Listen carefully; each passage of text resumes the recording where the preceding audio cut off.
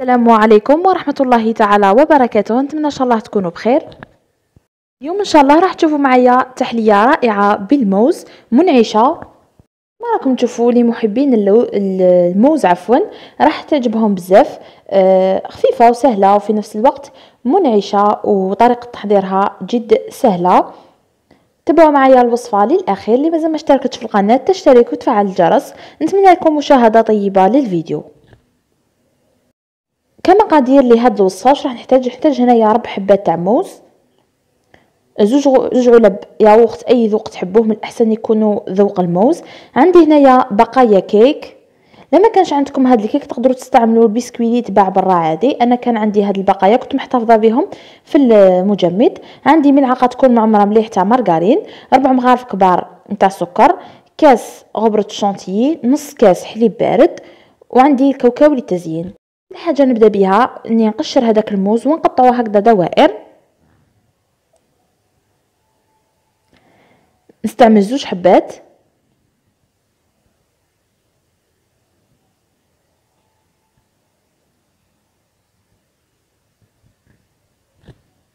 هنا في مقله ندير هذيك الملعقه الكبيره من الزبده، نخليها حتى تذوب كامل.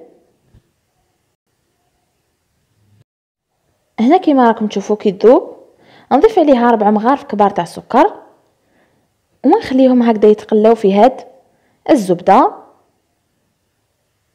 على نار تكون متوسطه.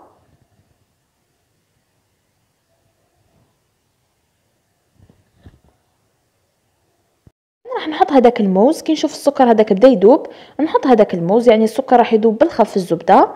نحط هذاك الموز ونخليه في هذيك الزبده والسكر يتشرب، وحتى هو نخليه يعني يطيب شويه فقط، ماشي بزاف. كما تعرفوا الموز يعني يطري بزاف ما يطولش. حوالي 4 دقائق وانا نقلب فيه هكذا في المقله بهذا الشكل. كما قلت لكم هنا راه بدا يطيب، ما تخلوش يطول بزاف، يعني 3 دقائق 4 دقائق وطفوا عليه. الان بعد ما تحصلت عليه بهذا الشكل راح نطفي على النار. هذاك الموز اللي طاب في صحن وخليته يبرد على جهه. الان راح نحضر شونتيي. حطيت كاس معمر مليح تاع غبره الشونتيي، نحط معاه نص كاس بارد تاع حليب او ماء كما تحبوا.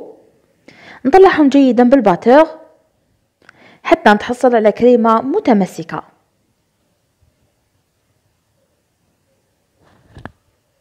كيما راكم تشوفوا بعد ما تحصلت على الكريمه تكون متماسكه، يعني لانه درت يعني عبر بنص عبر، يعني كاس تاع شونتيي بنص كاس تاع حليب. راح نضيف هذوك 2 علب ياغورت اي ذوق تحبوه نتوما، لكن من الاحسن تستعملوا ذوق الموز بما انها تحليه بالموز. نحط هذوك 2 علب نتاع الياغورت ونزيد نطلع لا كريم تاعي جيدا بالباتور.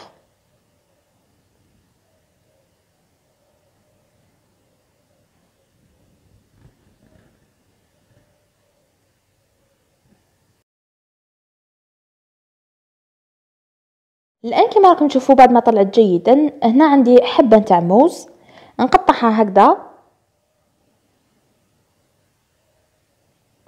نقطعها دوائر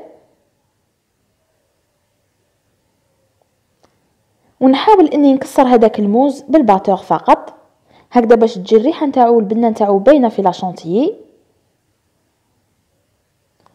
هكذا حوالي دقيقتين ونحبس. كما راكم تشوفوا كلشي راه جاهز. راح نبدا في تشكيل هاد التحليه. نحط هذيك لا جينواز الفتات نتاعها، يعني نحاول نفتو في اسفل لي كوب ولا لي غافي ولا لي غام واش كان عندكم بهذا الشكل. نحاول كامل نحط فيهم هاد الكيك.